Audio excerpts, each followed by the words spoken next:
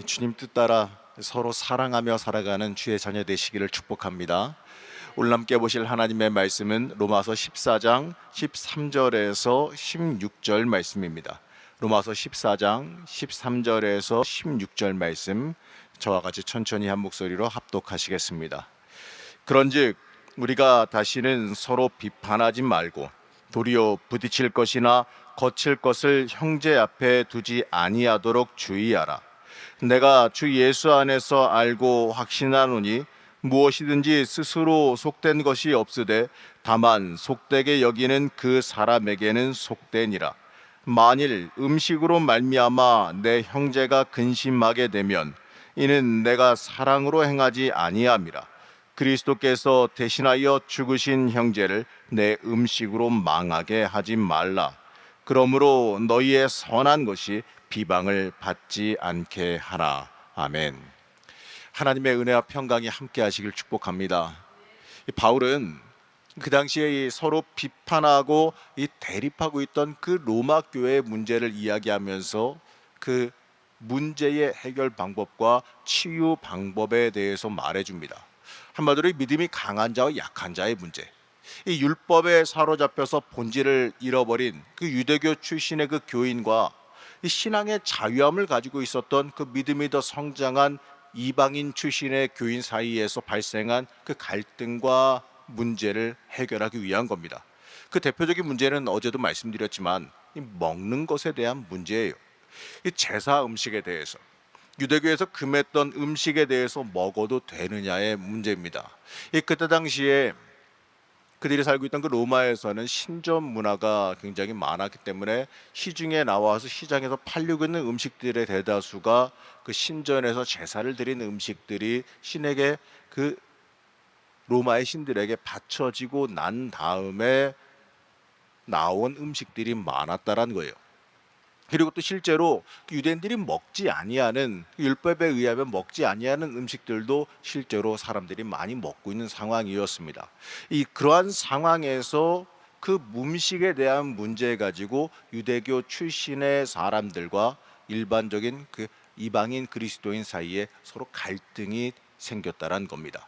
유대교 출신들은 당연히 자신들이 평생 지켜오던 그 율법에 의해서 자신들의 그 관습이자 자신들의 문화와 같은 그 율법에 의해서 그러한 것들을 받아들이지 못해요. 그러한 음식들을 당연히 우리는 못 먹는다 이야기하고 있고, 또 그것을 갖다가 아니 어떻게 그것을 먹느냐, 이러한 입장을 고수하고 있는 거죠. 하지만 이 율법을 전혀 알지도 못하고 율법에 관심도 없고 율법에 얽매일 필요도 전혀 없었던 이방인 교인들, 율법으로 인해서 그들이 구원받고 하나님 만난 것도 아니고 바로 예수 그리스도를 온전히 믿음으로, 그 대속의 은총, 그 보혈의 은총을 믿음으로 인하여서 그들이 그리스도인 되어진 이방인 교인들은요, 그 율법이 아무 상관이 없거든요. 율법을 알지도 못할 뿐더러 그 율법에 매여 있지도 않으니까 그게 전혀 문제가 되지 않았어요. 음식이 무슨 문제냐 이거죠. 그러다 보니까요, 신앙이 더 성장한 이방인 출신의 교인들이 아직도 그 썩어 없어질 율법에 매여 있는 그 유대인들을 보면서요, 아유 쟤들 왜 저래, 이런 식으로 비난과 비평을 하게 됩니다. 쟤들 왜 저렇게 답답하게 저 쓸데없는 율법이라는 거에 얽매여서 복음의 본질을 보지 못하고 저러고 있느냐, 이렇게 비난하게 됐어요.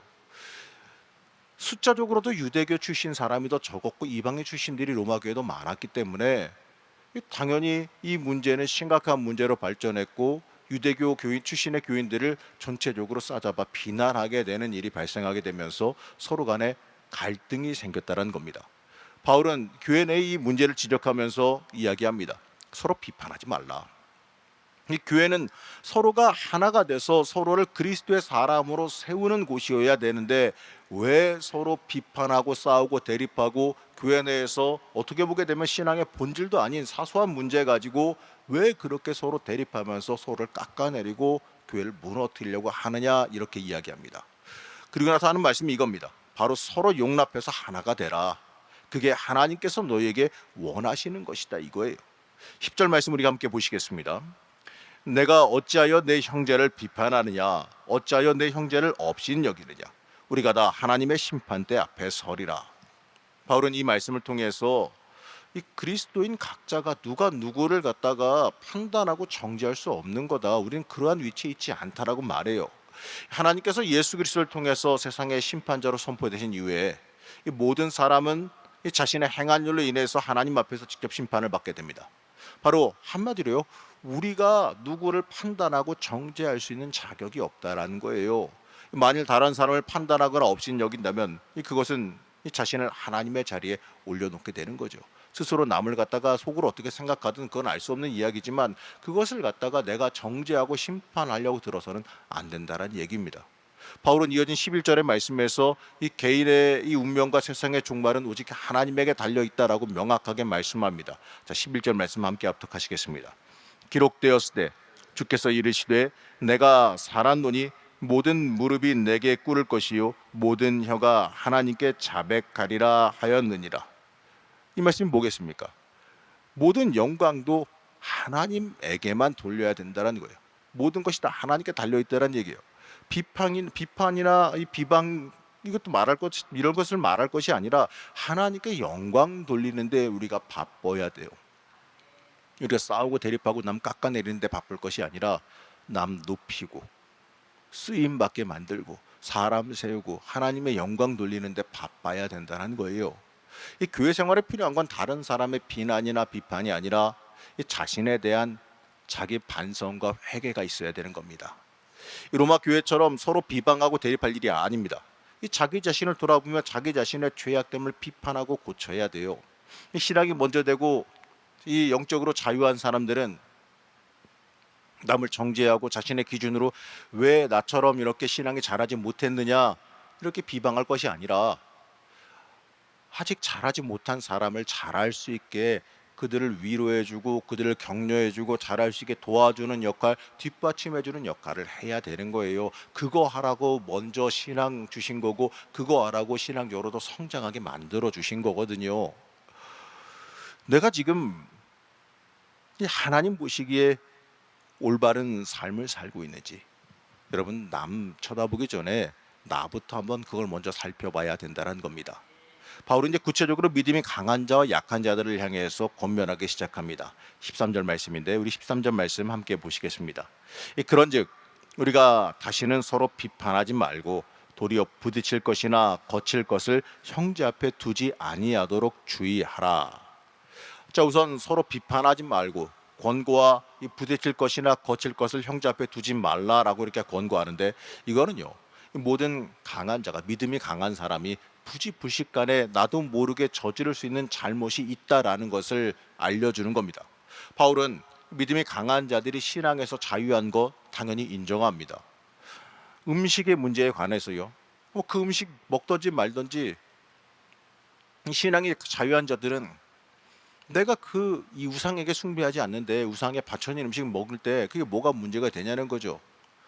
그 음식 제사 음식 그게 뭐가 문제가 되냐는 거예요. 그냥 음식이지 내가 우상을 숭배하지 않고 내가 그 우상에게 절하지 아니하였는데 그건 그냥 바쳐지든 말든 음식이지 그게 무슨 상관이냐라고 이야기하는 게 믿음이 강한 자들의 입장이었거든요. 그런데 믿음이 강하지 못한 자들은 그걸 보면서요 시험이 드는 거예요. 아니 저걸 어떻게 먹어? 우상 숭배해서 바친 그 음식을 어떻게 먹어? 그건 하나님의 율법에서 어긋나. 나는 그거 못 받아들이겠어. 이렇게 그걸 바라보고 있다라는 거예요. 그렇다면 형제 사랑하는 것과 교회 안에서 덕을 세우기 위해서 믿음이 강한 자들이 자신의 신념에 따라 자유로운 행동을 좀 참을 줄 알아야 된다는 얘기예요. 믿음이 강한 자들 보기에는 아니 그게 뭐가 문제가 돼 이렇게 얘기할 수 있습니다. 그런데 그걸 보면서 내가 그것에 자유한 그 모습을 보면서 그 믿음이 약한 자들이 보고서 아 저렇게 해도 되는구나 저게 저렇게 자유해도 되는구나 하고서 은혜롭게 따라온다면 그것도 좋은 일이겠지만 근데 사람들이 그걸 보고서 시험에 들고 그것 때문에 분쟁이 생기고 한다면 나는 자유하지만 그 사람들 앞에서는 좀 자제하고 참을 줄도 알아야 된다는 거예요. 왜냐? 사람을 세우는 게 목적인데 하나님께서 그 사람들을 세워서 살리고 성장시키라고 하신 건데 그들을 갖다가 시험 들게 만들고 교회를 떠나게 만들고 싸우게 만든다라고 한다면 그거는 내가 잘못하는 거거든요. 그렇기 때문에 그들을 세우기 위해서 내가 참을 줄도 알아야 한다는 얘기예요. 이게 뭐냐? 사람 세우기 위해서 배려할 줄도 알아야 된다는 거죠. 화평케 하라고 하셨지 않습니까? 교회를 화평케 만들고 교회를 복되게 만들라. 그 의미에서 보게 될 때 화평하게 만들기 위해서 내가 스스로를 제한해서 화평하게 만드는 그 역할을 감당해야 된다는 거예요. 화평하는 일과 교회 안에 덕을 세우라라고 하는 권면은 바울이 처음부터 의도했던 교회의 화합을 위한 일이에요. 바울은 교회가 화평하길 원했지 서로 싸우길 원한 게 아닙니다. 이 교회는 화평한 곳이지 싸우는 곳이 아니에요.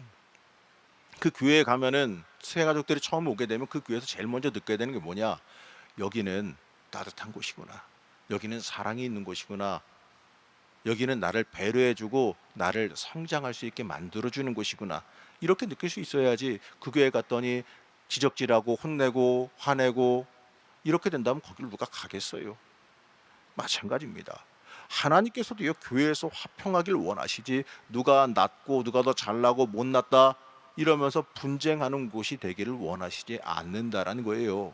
25절에서 16절 보게 되면 자신의 믿음과 신념에 따른 그 자유스러운 행동일지라도 그것이 그 일이 남의 구원을 가로막는다면 참을 줄 알아야 된다 이렇게 말합니다. 우리 15절에서 16절 말씀 다시 한번 보시겠습니다.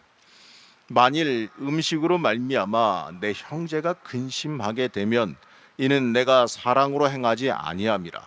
그리스도께서 대신하여 죽으신 형제를 내 음식으로 망하게 하지 말라.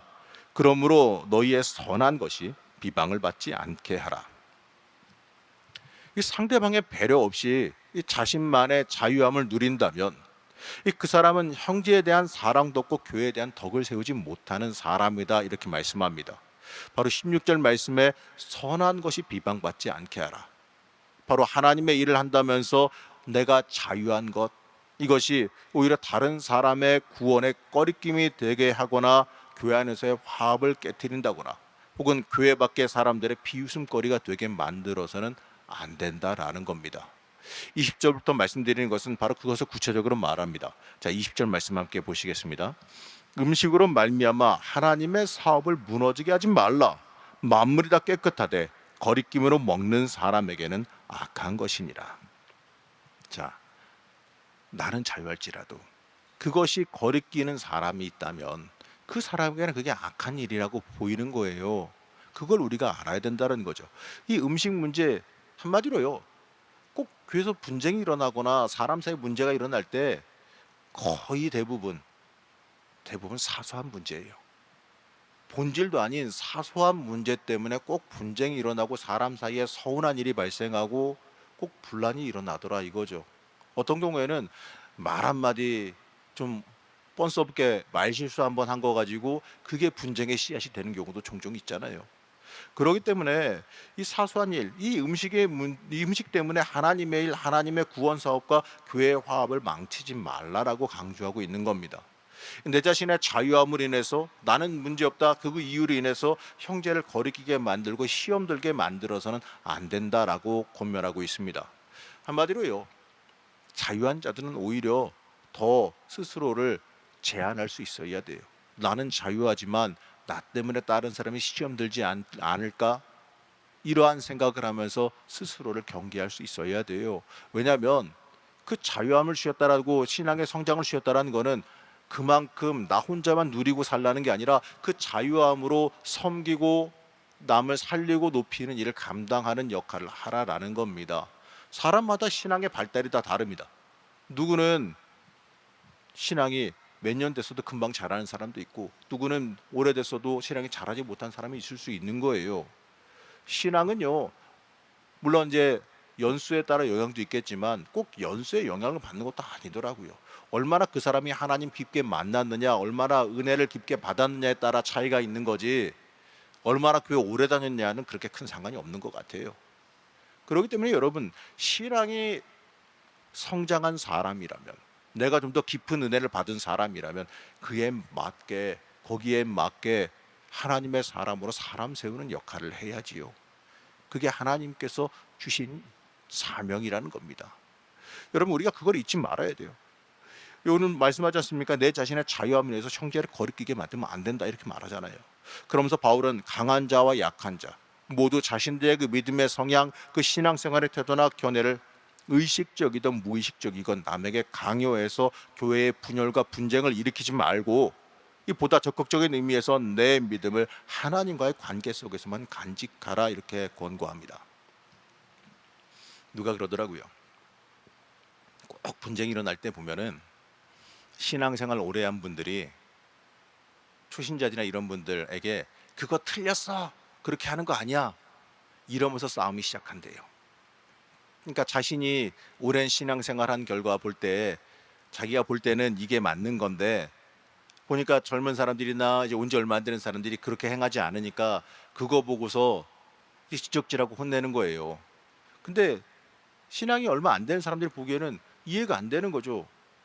그걸 뭐 순순히 잘 받아들이면서 배우는 사람도 있겠지만, 어떤 경우에는 아니 그게 왜 그런데요? 이렇게 반발할 수도 있고, 어떤 경우에는 진짜 몰라서 물어보는 경우도 있거든요. 근데 그런데 꼭 거기에다 대고 네가 뭘 알아, 이러면서부터 이제 분쟁이 시작되더라 이거죠. 근데 여러분, 죽을 일 아니면, 이단의 문제나 죽을 일 아니면 웬만하면 그냥 다 좋아 하세요. 아니 뭐 죽을 일 있다고 뭐 그걸 가지고 싸우고 문제를 일으켜 하겠습니까? 사람 세우는 거예요. 어떤 경우에는 이렇잖아요. 야, 이 주일날 저 젊은 사람이 집에서 엎어져 자지 않고 어디 놀러 가지 않고 예배에 나온 것만 해도 이쁘지 않습니까? 그 얘기거든요. 거기에 대해서 그 사람이 잘 성장할 수 있게 키우는 역할을 내가 감당하고 참고 인내할 줄 알아야지, 거기에 대해서 혼내고 뭐하고 하면은 그 나오겠냐 이거죠. 중요한 건 말이죠. 우리가 사람 세울 준비가 돼야 된다는 거예요.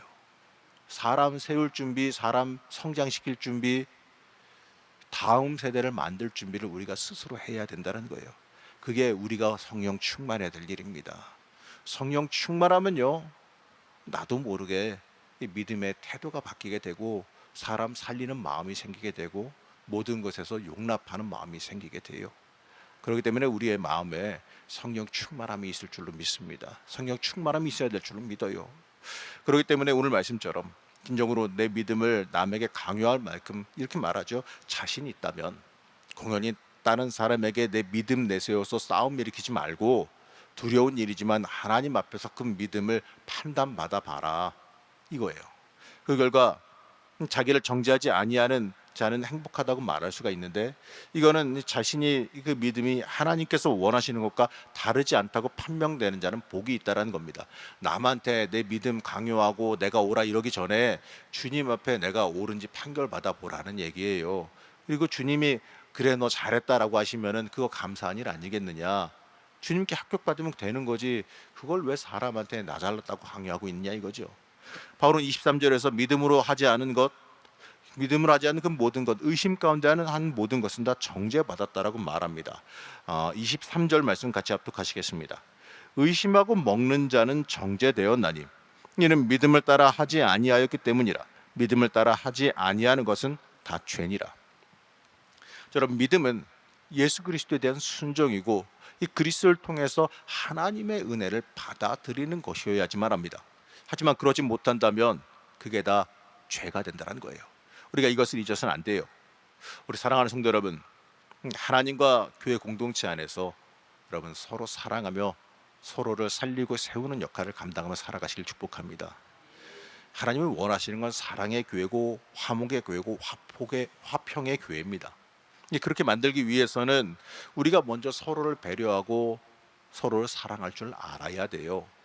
내가 신앙이 성숙하고 자랐으면 나를 높이고 내세울 게 아니라 오히려 낮아지고 남을 위해서 나를 낮추고 화평을 만드는 자가 돼야 돼요. 이런 말 있잖아요. 내가 틀리고 당신이 옳습니다. 실제로 아니더라도 그냥 내가 참아주고 배려해주고 그냥 상대방을 높이는 거예요.